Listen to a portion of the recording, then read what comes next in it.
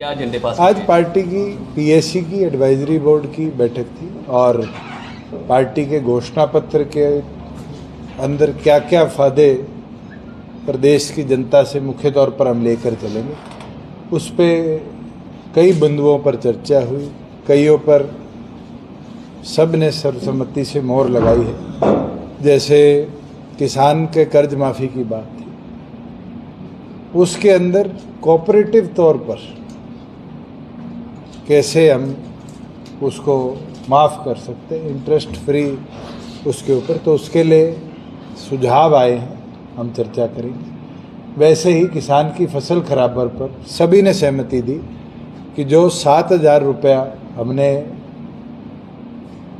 Government में रहते हुए 15,000 रुपया प्रति एक एकड़ तक ले जाने का काम किया, अब उसको 25,000 रुपया प्रति एकड़ पर पार्टी वादे के साथ जनता में उतरे कि किसी के भी क्रॉप लॉस होता है तो उस फसल खराबे का 25,000 रुपया प्रति एक एकड़ मुआवजा दिया जाए। उसी प्रकार से जो प्रधानमंत्री फसल बीमा योजना है, उसके अंदर किसान प्रीमियम की मार में फंसता रहता है। कई बार वो प्रीमियम देता है, बैंक रिजेक्ट कर देते हैं, कई बार प्रीमियम भरने के बाद कंपनी विड्रॉ कर जाती है।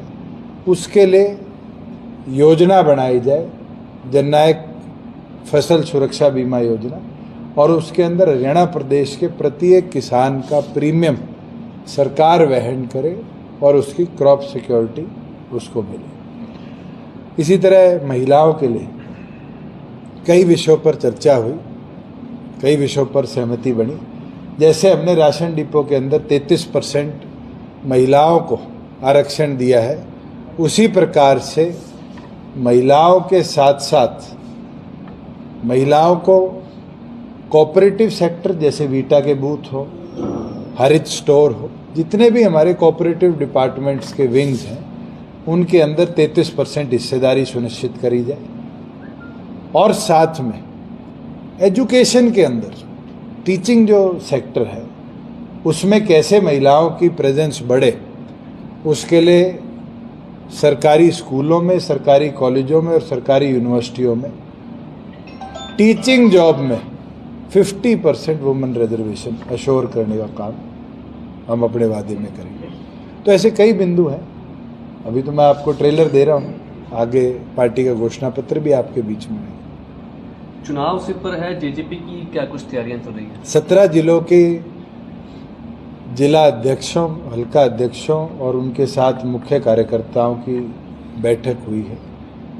पीएसी के अंदर वो 17 जिलों के नाम आज हमने एक एक कर शेयर कर दिए। अधिकांश जिले ऐसे हैं जिनके अंदर आज़ाद समाज पार्टी हमारे साथ सीट शेयरिंग में है। कल कौन सी सीट उनको देनी है, उस पर उनसे भी विस्तार में चर्चा है, और विस्तार में चर्चा करके जहां हमारे कैंडिडेट फाइनल हो चुके हैं वो हम साथ के साथ घोषित करने का काम करेंगे जॉइंटली। बचे, क्योंकि 5 जिले हमारे बचे हैं जिनके मुख्य साथियों से भी चर्चा होनी है, तो कल उसका भी समय रखा हुआ है। जैसे ही चर्चा हो जाती है, 22 जिलों की एक लिस्ट दोनों पार्टियों की संयुक्त तौर पर हम रिलीज करने का कल शाम तक काम करेंगे। बीजेपी का आरोप है कि जेजेपी के लगभग सभी विधायक पार्टी छोड़ गए हैं, जेजेपी अब खत्म हो गई है। आरोप क्या है? बीजेपी तो आज दिखती है किस हालात में है। बीजेपी 400 पार की बात करती थी, 250 पे आ गई, और 250 पे आने के बाद आज हमारे लोगों को उधार में लेके जा रही है। नहीं ले रही हो तो बताओ। पिछले 2 दिनों में 6 लोग हमारे संगठन के उनने लिए हैं जिनको आश्वस्त किया कि तुम्हें चुनाव लड़ाएंगे। इसका मतलब तो बीजेपी अंदर से खोखली थी। और मुख्यमंत्री की हालत कैसी है? कटी पतंग की तरह है। तीज वाले दिन जब पतंग कट जाती है तो उसको ये नहीं पता वो कहाँ जाके गिरेगी। आज मुख्यमंत्री की हालत है कि उनका प्रदेश अध्यक्ष कहता है लाडवा, मुख्यमंत्री कहते हैं करनाल, उनके करनाल का संगठन का अध्यक्ष कहता है कि नारायणगढ़ जाएंगे। इतनी ज़्यादा कन्फ्यूजन जिस संगठन में हो, वो उधारे भी ले लेगा तो भी हरियाणा की जनता उसको जवाब देगी। आप कब तक नॉमिनेशन करेंगे? 5 तारीख को नॉमिनेशन का टाइम तय हुआ है और 5 तारीख को पहले दिन उचाना विधानसभा का नॉमिनेशन बना। फिलहाल डिप्टी सीएम, पूर्व डिप्टी सीएम उचाना से चुनाव लड़ेंगे या कि और सीट से चुनाव? मैंने तो कभी दूसरी सीट का सोचा भी नहीं, और मेरी कर्म भूमि है।